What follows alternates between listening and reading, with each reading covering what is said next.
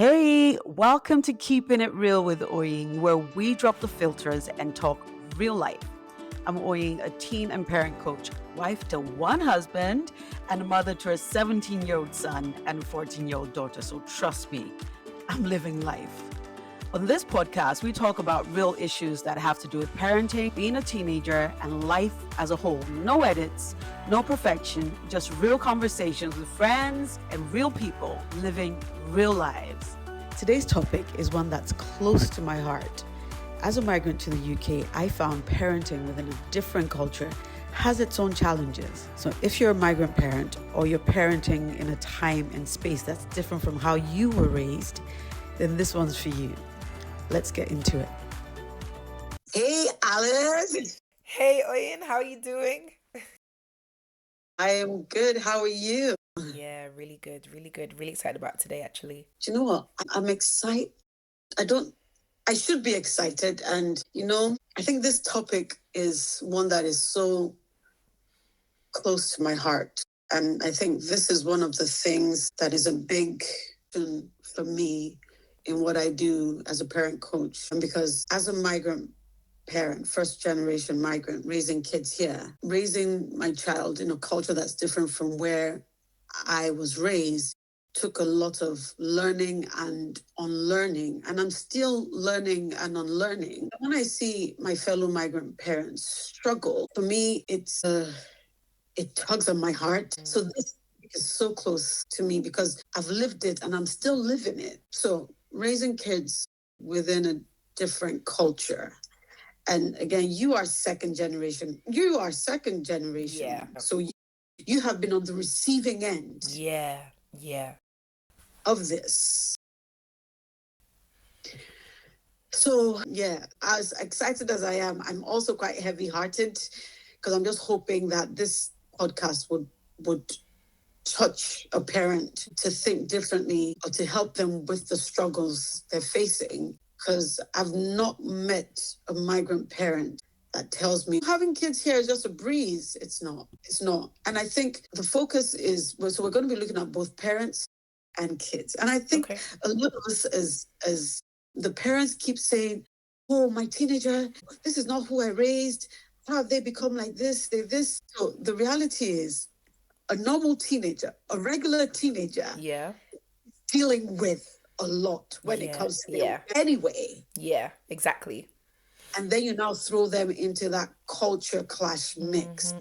So for them, it's like a double whammy. So the migrant teenager is dealing with twice the issues than a normal teenager is dealing with.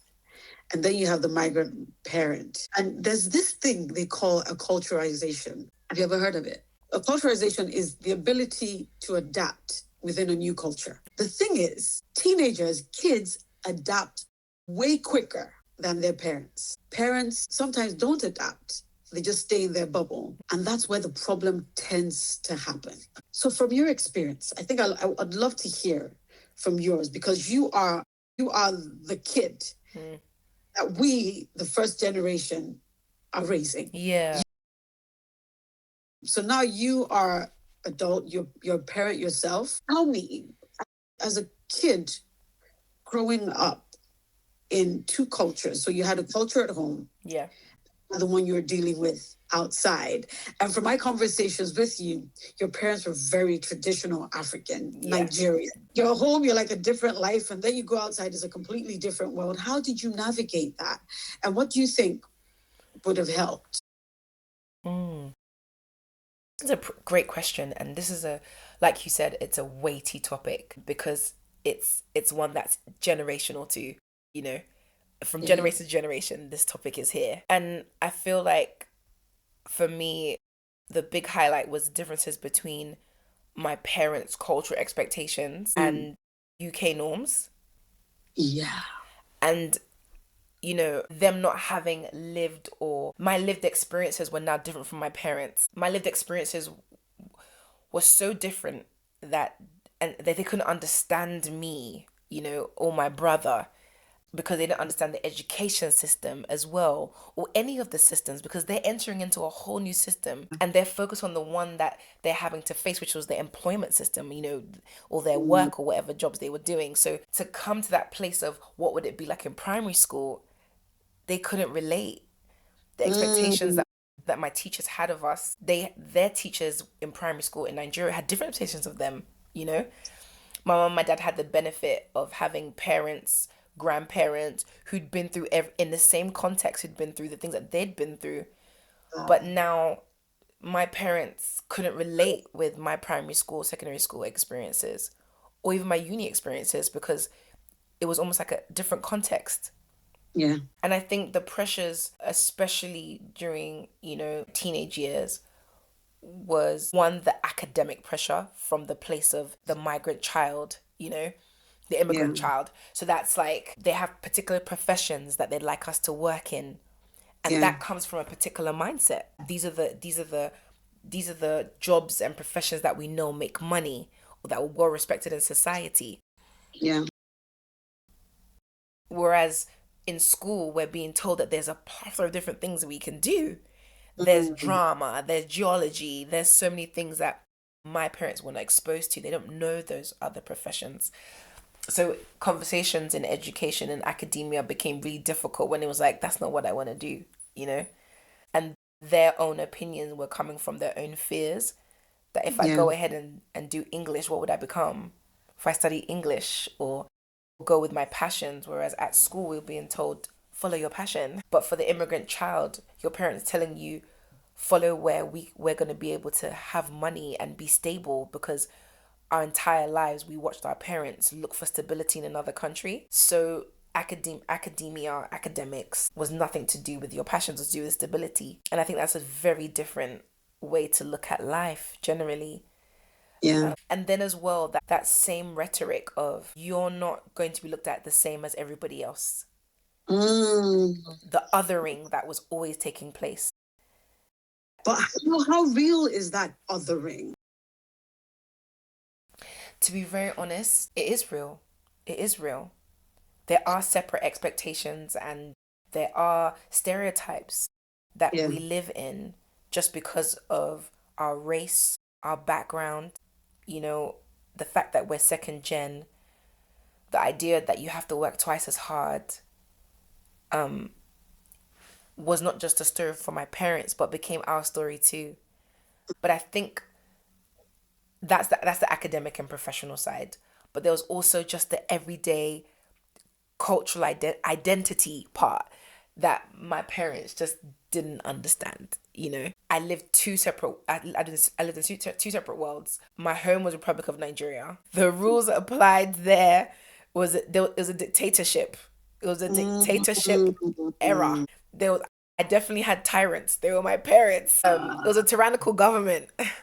It was the Abasha rule. And then versus school, where it just felt quite democratic, and slipping between those two worlds constantly was hard, was really difficult, and trying to find our place. The benefit that I had was being in London. London is a big melting pot. In fact, all of my class, I think my primary school class, we were all second gen, not just, forget race, Polish, European, like I think maybe the British were the minority. If you were fully British, you were the minority, because we had Irish people, we had Polish, we had Hungarian, we had, Ghanaian. So we were all almost second gen, all living this double life and coming to exactly. So we had that community.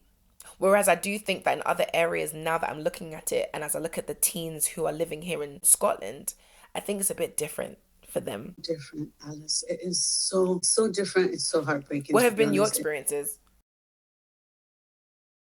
with teenagers and their parents? With you as a parent, first gen, and your children, second gen. Do you know what? My experience as a parent has been, as I started, I said, I have had to learn and unlearn. And because I've worked with teenagers for so long, I have seen the impact acculturation has on family dynamics. So I have always been in tune with how, to some extent, how teenagers think and how the society in which they live is different from how I was raised. And I am that person that I would always ask questions. So what's going on? Tell me what you're dealing with. But even for the other teenagers that I had to work with. And the reality is that even as a parent, there's some things that my kids don't understand or that I don't get. And I might ask my kids and I still don't understand. I go and ask somebody else that has navigated that space not too long after my kids have, just to be able to understand the space they are. As much as I try to understand where they are, there's still a bit of things that I don't understand and I can't get my head around. So I am that person that is constantly looking for information. I'm constantly learning from people. So that people that I had around me when they were teenagers, some of them are adults now. Some of them are young adults. I go and ask them, so this, my child said this, or my child is going through this. What do you think I can do? Or what should I do? What should I say? And sometimes my kids come with me and I'm like, do you know what? I don't know. I don't know what to say. Just give me a minute. Let me think about it and I'll come back to you with Yeah. So I'm humble enough to realize that I don't know everything. And I'm constantly looking to understand the society in which my kids are being raised, while at the same time not losing the values that I hold dear within my culture. Yeah. So the ability to integrate the culture that I live in alongside the culture that I hold dear to my heart, for me, it's an everyday intentional act because I love my culture. I love the Nigerian culture. There's so many pluses about it. And the reality is there's also some negatives about it. So I do this thing of looking at what of the British culture that I think is a great thing, and what of it do I not like, and what in my culture that is not very helpful. And I try every day to step into my children's world with an open mind and learn. And things that I outright disagree with, I have conversations with them and say, this is the why. So they understand the why behind my thought processes. And the reality is that as parents, sometimes we don't even take a minute to understand where our kids come from. We just have a response, no. Exactly. We are the authority and whatever we say is final. But remember that, like you said, your kids are living in a society that encourages democracy, encourages for them to have an opinion, for them to think. We come from a culture where the only voice that counts is that of the parent. They're completely opposing cultures. And this has a huge impact on the relationship between parents and their kids.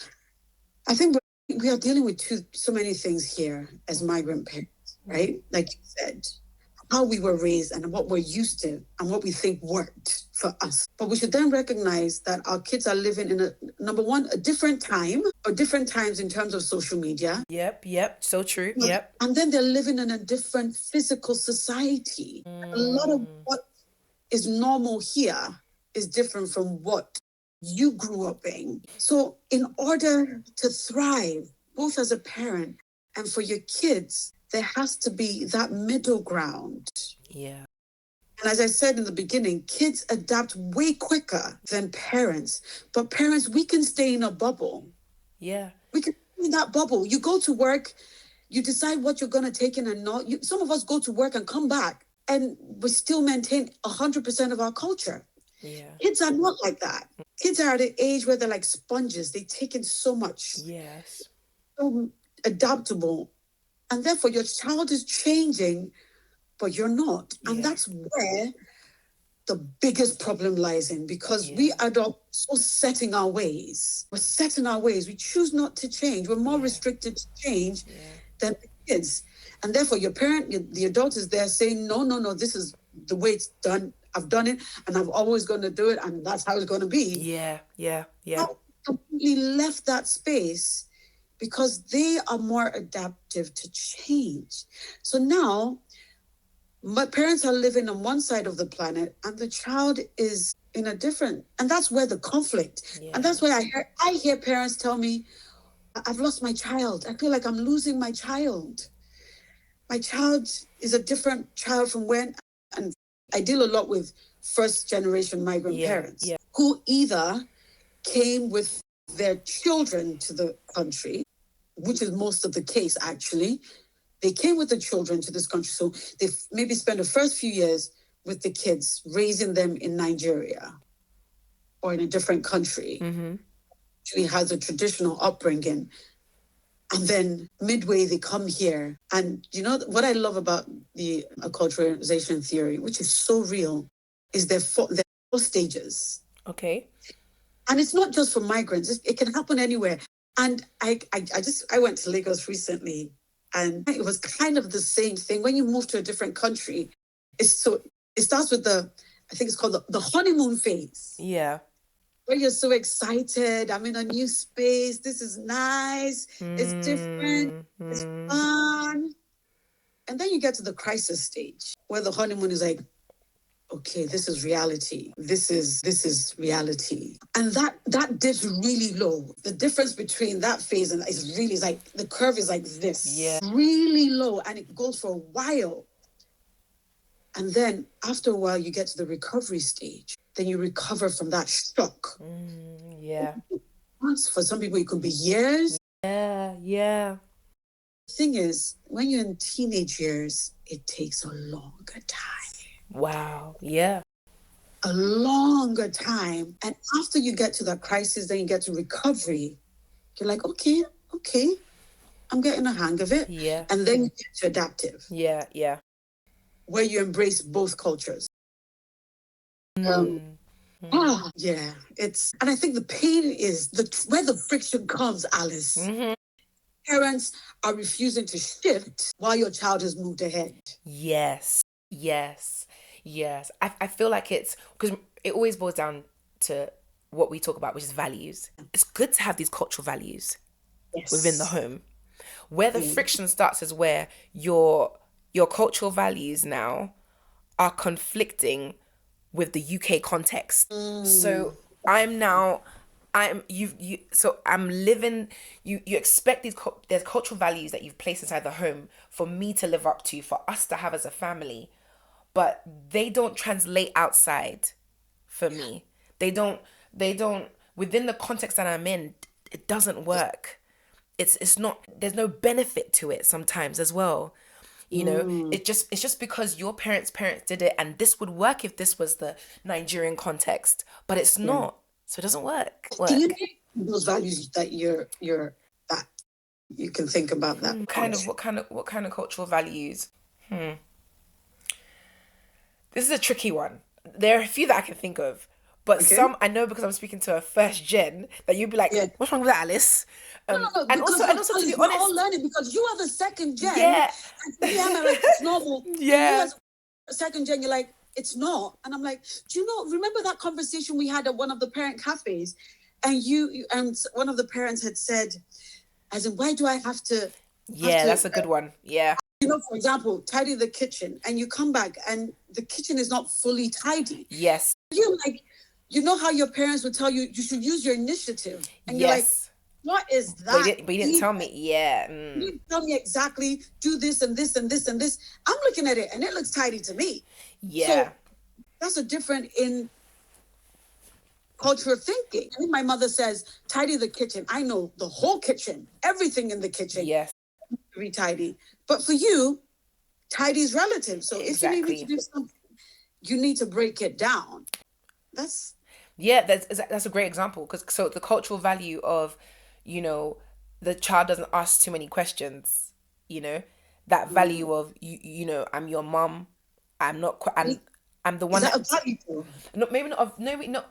I want to put it as a value. That I know it's not a value, but that value of initiative, or that value of independence. That was more like not a value. So what would you say? What would you call a cult? What would be a cultural value in the context of learning through observation? So diligence through observation, or diligence through being the all-knowing and not really asking. Like, what is that? What value? What is that? What? I don't think that would come under value, though. I think that's a cultural ideology. So maybe it's cultural ideology then, of the idea of not being able to ask questions or ask too many questions. The sarcasm you're hit with when you actually don't know the answer, but they think, let's just go ahead and, you know, respond with sarcasm rather than actually telling them what to do, you know, which is what we grew up Yeah.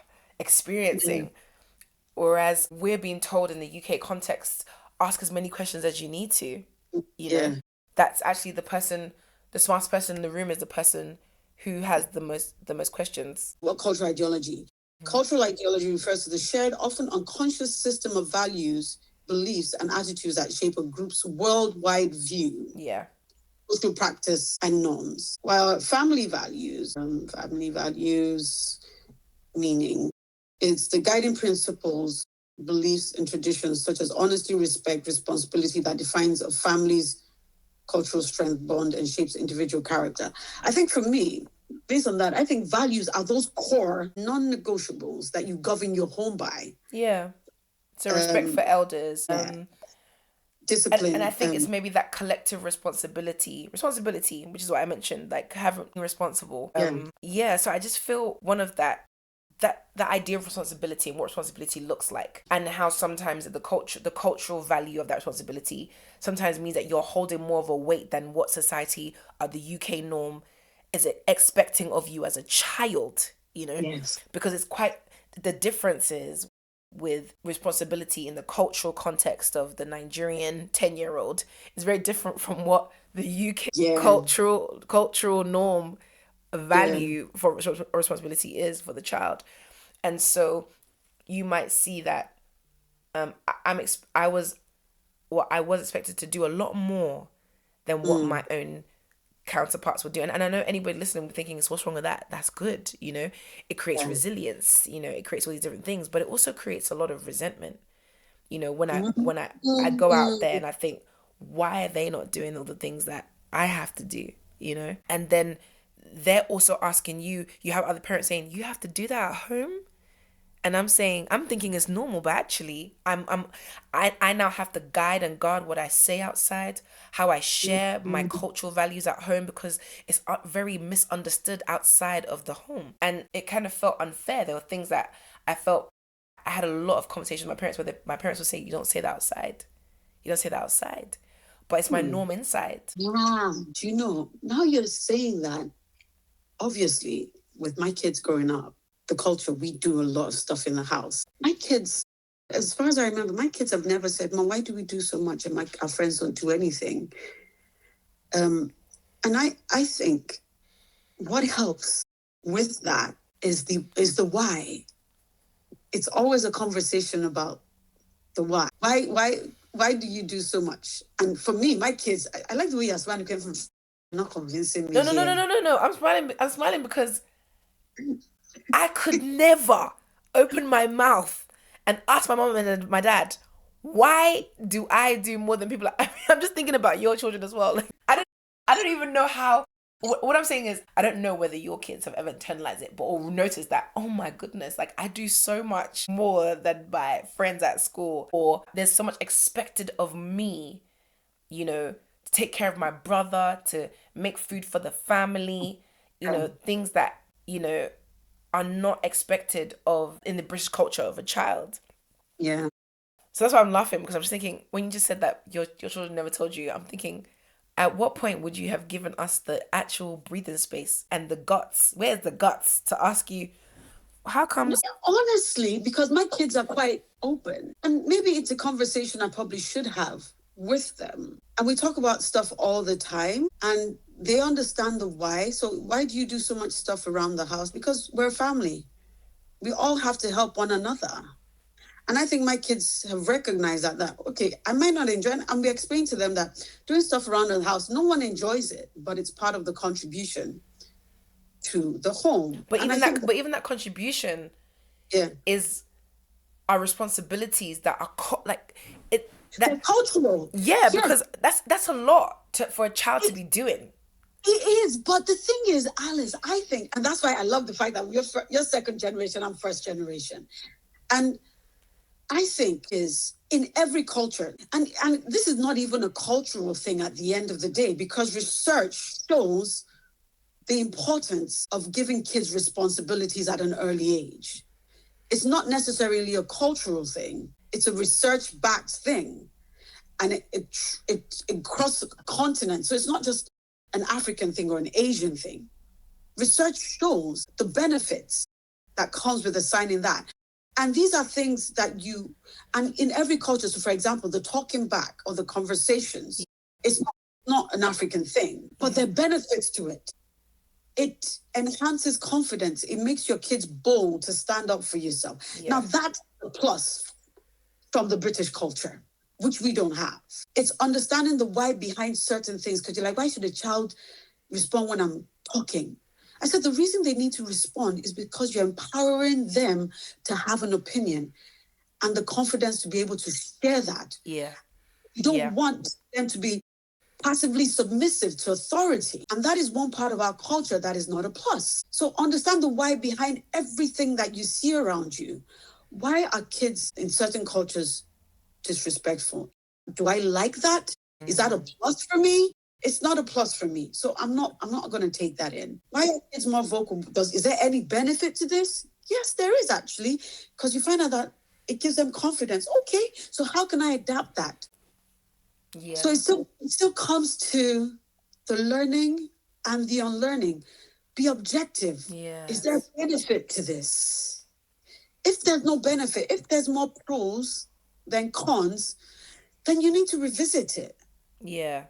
Doing it because that's what we've always done. Exactly. And then I think as well, like you said, communicating with the child to be open enough to understand that this is what I'm thinking that we should do as a family. However, I want to know what that looks like, because I don't know how that looks in this context of the UK. I know why it's a benefit for us if we were living in Nigeria or anywhere else in the world. I know if we were doing it like this in our family, in another context, this would benefit you in the future. However, over here, what does this look like? What will this equate to? Which is what you said. Asking questions, asking people who have been here long enough, telling them I'm about to implement this thing in my house. Would that mean anything for them? Like, would that do anything? Would that just, I don't want to create something that will make them a trigger for bullying in school, or because that's what we do, in our culture, So asking questions and being open and asking the child to, especially when it comes to teenagers who are living in a context that you've never lived in before. Everyone's doing this new. We're all going through, acculturation together. Let's have a discussion on what it's like for you and what it's like for me. Yeah. Let's share our lived experiences, because my parents never shared with me their lived experiences of going to work and being sniggered at because they didn't say a word right. Yeah. Someone talking about their food in the canteen area when it's lunchtime. All the things that they had to go through as first-gen immigrants living in, the UK, that they never shared with us. The discrimination, the missing home as well, the different phases that you mentioned where it comes before they even got to a place of adaptation, the struggles of family support and help with us as children. They never expressed that to us. So we didn't get to understand their lived experiences. And guess what? They never got to experience ours. They never got to hear ours, should I say. So I think that communication is so key. The break in communication is the biggest problem. There's no communication. Parents have an expectation and kids are tugged in the other way. Yeah. And there's nothing bridging that gap. So taking a minute to listen to you. And when you talk about asking, I would say asking, but make sure you ask the right people. Yes, so true. If you're having conversations with your fellow migrant parent who's doing the same thing you're doing, come on, yep, you're not helping yourself. Look for someone. I have kids, teenagers, right? Now, with my son, I have one of my friends who is now a young adult, who I was with him. I mentored him when he was a teenager, has a similar personality to my son. So there's so much alike. So a lot of the questions I ask or problems I have that I don't understand when it comes to my son, he's the first person I go and meet and say, so what do you think I should do? Because he's navigated that space. And there's sometimes he's like, I think you're a bit too hard. And I'm like, why? Make me understand why. And when I understand why, then I'm like, okay. Because you want to be able to see things through the lens of what they're going through. Exactly. Don't sit on your high horse and say, you need to come up to where I am. Yes, exactly. Kids are struggling. They have their own struggles. So like we said in the beginning, they're not just struggling as teenagers, because teenagers are the most difficult stages of any human existence, because they're between a child and adult. They don't even get where they are. Are they kids? Are they adults? Are they what? Are they like? That's one that every teenager faces. And then you now put the mix of the cultural identity. Put that in the mix. So they're going through so much. So you can't sit on your high horse as a parent and shout out rules and things and what they're struggling. And the thing is, unless you bridge that gap with communication, you can lose that child. Definitely. Depending on the personality of your child. Now, there's some rule followers. You have kids that would just do what you say. But then you have that child with the personality that questions things. And those are the ones that you tend to lose because they don't get it. And they're more expressive. So you either have two things. You have a child that's very good at acting in front of you and doing something else outside, or the outright rebel. Exactly. And that's why you see a lot of that in, what I've seen in London. A lot of parents lost us teenage years, because that was when within the house there were two cultures. Clearly there was, and it really felt like an us versus them. And it really felt like the parents for us, I'll speak from our family, it was like the Nigerian culture versus the British culture with a Nigerian child. So here I am now, they're first facing of that culture that they leave in the office. They come and they meet it at home in their child, and they don't understand how to as you know, as a teenager, you're thinking, I can come at that, I can say, nah, dad, that doesn't make sense, that they don't do it like that, and exactly like your face, what do you mean you can't say that to your father? And it's like, but we don't, but this isn't what you should be doing. And I'm also trying to help my parents, because you're going to go outside there and think that that's what you should be doing. But I'm here as your and also a lot of us second gen, we've been interpreters for our parents. We've held a lot of weight within the family that's more than a child should really be bearing. The slips that go home, that we're the ones when they're telling our parents about a particular topic that they have no clue about.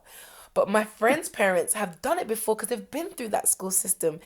They used to do that, especially traditional schooling. So this is a big topic, and I feel like we have a part 3 coming. There has to be, because this is it's a lot. And we might then look at it in the light of the teenagers, but for now, the parents.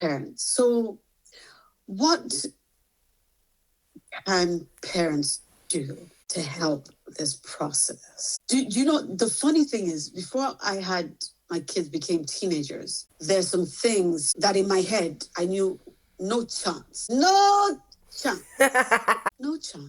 But it's from my learning and wanting to be a better parent and stepping into their world that has helped me understand that even though this is not my culture or what I'm used to, the culture they're living in, how can I help them thrive positively within this culture? Exactly. Positively thrive. Yeah. Because this is where they live in. So how can I help them make informed decisions instead of quietly always saying no, we don't do that here, without having to step into their world? And I've seen firsthand with working with teenagers, especially in the migrant community, the impact parents being blinded to their children's lives, the impact it has on the kids. Let me use a typical example that is so big within the migrant community, parties. Are you dare go and tell your parents, Mom, I want to go to a party? A what? Because even I remember growing up in Lagos, and I jokingly shared it with my sister the other day. I remember how we jumped the fence to go to I jumped the fence to go to parties. Wow. I did. My parents didn't know. My mom will probably listen to the podcast. Yes, Mom, I did jump fences so many times. I'm an adult now. You can't do anything. But there's so many things that because you're so rigid, your kids will find a way around it anyway. But the question is, how harmful would that be at the end of the day? Yep. For them? Yep. If my mom says, you want to go to a party, which is something an African mother would never say, these are things that you know you shouldn't get into. These are the things you're empowering your children that in anywhere they are, they're able to make the right decisions. Yeah. And you decide when is an okay age that you think your child is responsible enough to make these decisions. If you tell me your child is going for an overnight party at age 14, I'm like, I don't know. You know your child. But empower your children. Your job as a parent is to empower your children to be able to make the right decisions. And how do you know you've empowered them if you don't give them the opportunity to test it out? Yeah. Now, I know we African parents, you don't go to parties. You just don't go to parties. And then you get to university. Your first taste of freedom, you go at 100 miles an hour. And depending on the personality of the child, you end up going crash landing into something you shouldn't do. Listen to your child, teach them, empower them to make the right choices. You can't protect your children and control and help them forever. You need to be able to, and that's why the children in the society that we're raising are given the freedom to do. And I think sometimes that's a bit too much, but there should be a balancing act. You're telling your children the why, not just you don't do this. Yeah. No. So why? Help them understand it, help them embrace it. Yeah. And that helps make the right decisions. Yeah. Yeah. But if it's all about control, no, you can't go out with your friends. Why can't I go out with your friends? Just because I said so. So everybody in their age group is maybe going to the mall or going out at the weekend just to hang out. But your 15-year-old is not allowed out of the house because you don't want them to be negatively influenced. But have you empowered your child?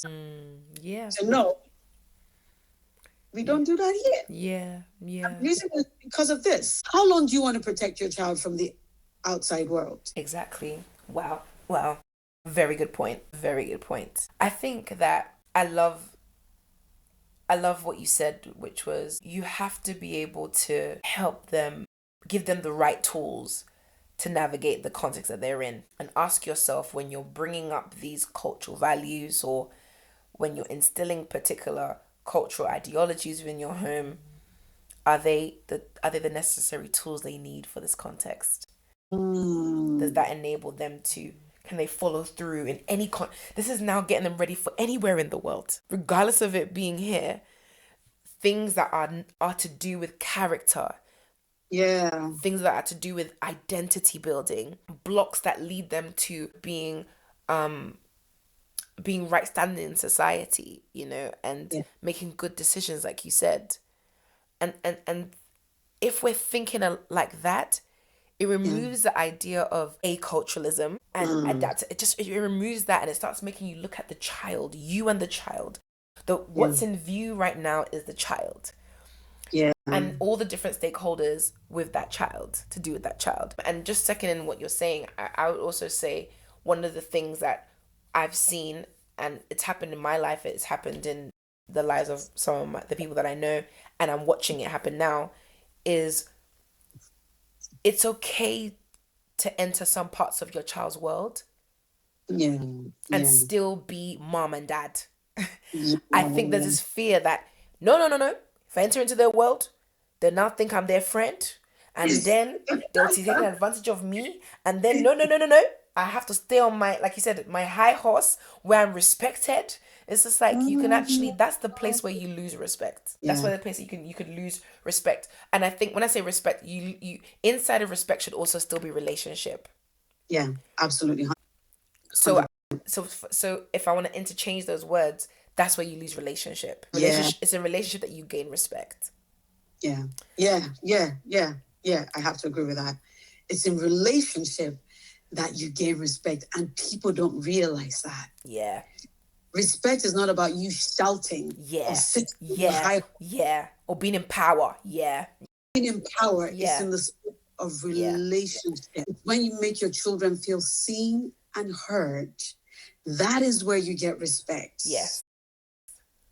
Not in the rules, not in the shouting, not in the heavy hand, Yes. because all you see or what you get in return is acted out respect. Exactly.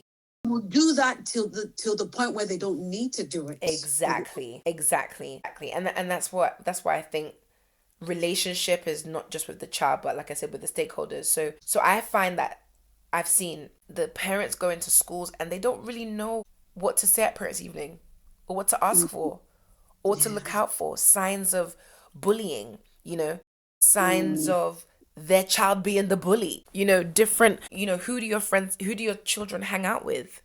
Yeah. What homes do those people come from? Those children come from? It's great that they're doing well in English and maths and science, and or even if they're not doing well in those subjects, what about other subjects?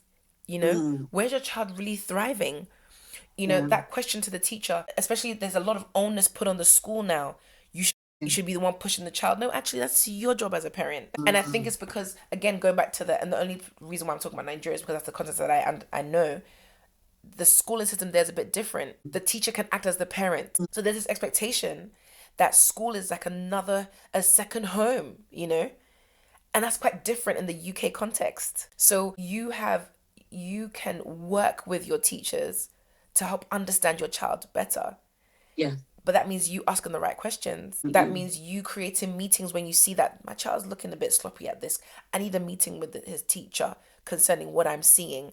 Maybe it's just at home. But there's almost like there's this wall between the systems that in the UK and the home. Yes. But they actually work together. They do. Yeah. And I think, thinking about what you're saying, is we migrant parents have a tendency to stay in our world and expect everybody else to conform. Right. There we go. In my ideology. But you need to step out of your comfort zone and learn about people. Yes. Learn more about culture. Learn why. Don't just, to be honest, I can tell you this, Alice, from my experience. We have this superiority complex when it comes to being migrant parents, thinking they don't know anything. Exactly. And we have the best culture. We are this. And because we feel that me saying it a lot, people are like, how can you think? But that's the reality. Yeah, when it comes to things, we think our thinking is superior to the Western culture. Yeah. And therefore, we're choosing not to even entertain anything Western. Yes. We believe our way is the best way. Yeah. There's so much we learn from one another. So I have been in this country for about 20 years. And every day I'm learning. I'm learning from my Scottish friends. I'm learning from my British friends. How do you do it? How come? I'm always learning. I'm always asking questions. So why do you guys do things like this? I'm always asking so that I can understand the context behind. When I see something's working, holding on to it, I'm like, I like that bit. I like that. Yeah. You're hanging out with your friends, you're having conversation, we're sitting on the dining table, you're doing things. I'm like, I like that conversation. I like that. You're sitting with your kids, you're talking about that. I'm like, I like that. The fact that your kids can ask you questions and question what you're saying. And I've said that to you a few times, right? That I've been in spaces where Scottish kids will walk up to you and ask you questions. They don't know you. They engage you in a conversation. They boldly come to you and ask questions and have conversations. But I find that with young kids from the African Asian descent, they don't do that because our culture teaches you don't speak to an adult unless you're spoken to. So it takes a lot for us to shift that. And for me, confident young kids is something like, I like that. So what do they do to get the kids to be able to do that? Yeah. So it's about us sitting, getting off our high horse and learning from the society, Yes. learning from stakeholders, learning from our kids, Yes. learning from their generation. When I say learning, of course, there'll be some not so good things they think about, but there's some positives. I never thought about that. Being open-minded to learn from other people. People have thoughts that are different to yours. It's different doesn't mean it's wrong. It's Yeah. different. Definitely. Exactly. And then also, please don't think it's just one way. Yeah. You learning from this culture doesn't mean you can't express your own culture and the way you do things and impart something new to somebody else. That's what Yes. creates community. So I think Yes. sometimes you think integration doesn't just mean you take on everybody else's, you're influenced. Integration is you also being an influencer, you know? And so it's not just Absolutely. one way. And that's my challenge to, if you're a first gen immigrant dealing with second gen children, or even third gen, or well, third gen's a bit different, but you know what I mean. The idea that, your grandparent to a third gen is, get involved. Yeah. The next tea and coffee for parents at school, be there. Don't think you're out of place. Don't be too afraid to No. have Yeah. conversations, and don't be afraid to say how I do it with how we do our own atomies, and Different. don't be afraid to express, don't be afraid to be corrected if they think if that's different from ours. And yeah, it's supposed to be different. That's the whole Yeah. point of you coming to another culture and adapting to this culture. Yeah. It's not so much Yeah. that you become like them, but you bring Yeah. your difference from that other place, and it Yeah. benefits a society. Yes, I love you. Absolutely. 100%. 100%. And I think, same based on what you just said, I remember once I had one of my kids' classmates, they all went to the same school. She's Scottish. And I remember her calling me, this was years ago. She called me saying that one of my kids was, my child was involved with a group of other kids and they did something not so great. My kid did not do anything. He just happened to be standing by. They did stuff. So these were quite a number of kids. I think there were probably like 8 or 9. And she called me to say, Oyin, I know you would want to know. There I'm we not go. calling any other parent. I can't call any other parent. Why did she call me out of 7 other kids? So her child was also involved in it. And she said, I need to call Oyin to let her know. Because I didn't know about this thing. Yeah. And if she didn't call me, I probably would never know. So the other 7 kids that were involved, she didn't, she said, Oyin, I can't call anybody, but I thought you would want to know. Right. Why did she know I would want to know? Because I've always been very vocal about my culture. That's it. About my Yep. around me know this is how I raise my kids. Yep. The school knows, their friends know. And I would say I'm quite a very integrated person. I love learning about cultures and the plus. And I'm like, we don't do that in my own culture. I'm sorry. I can't. And I say that with boldness because this for me is non-negotiable. Yeah. There's certain things for me non-negotiable. And the people around me recognize that. I embrace change, but there's certain things that I know is a positive for my children and I will not change in that. And I say it with pride. It was just reiterating what you said, that go for those coffee mornings, hang out with the fellow local people in your community, learn from them because you have so much to share. And you know what?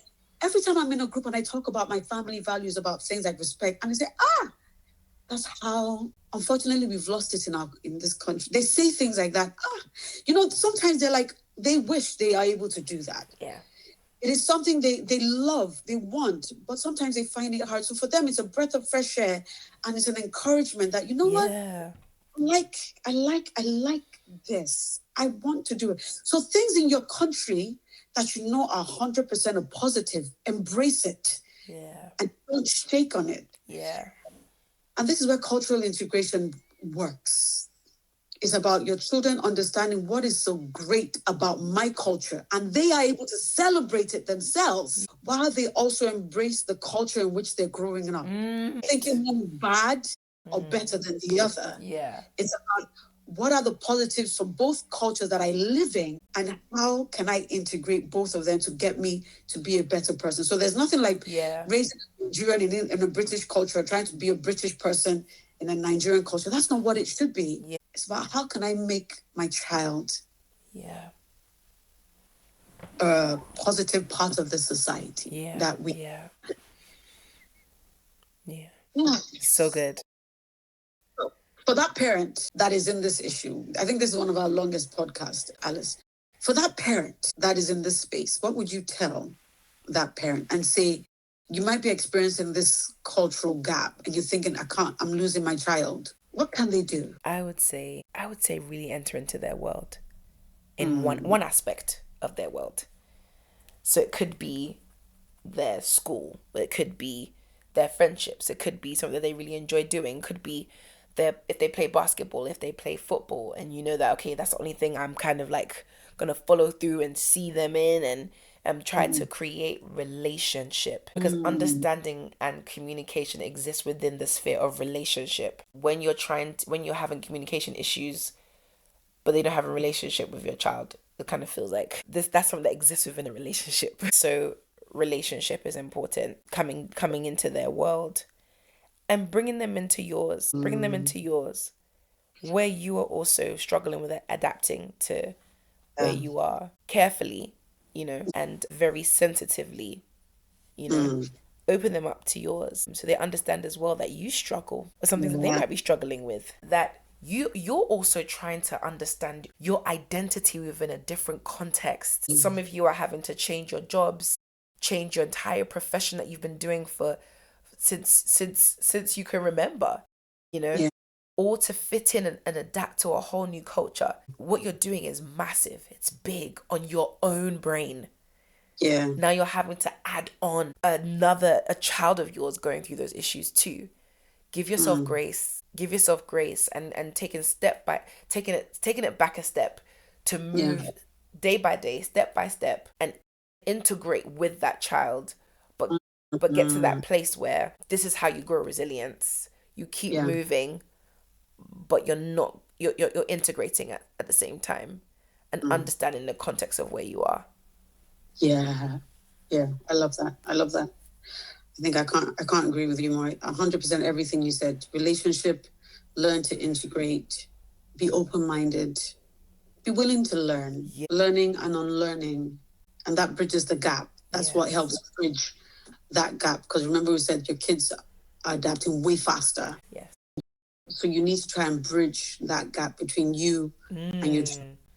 And that's starting from building a relationship, being curious, integrate within the culture. Integrating does not mean you're losing your culture. It's about you understanding the culture that you are in, and you know how to relate with it. Yeah. Okay.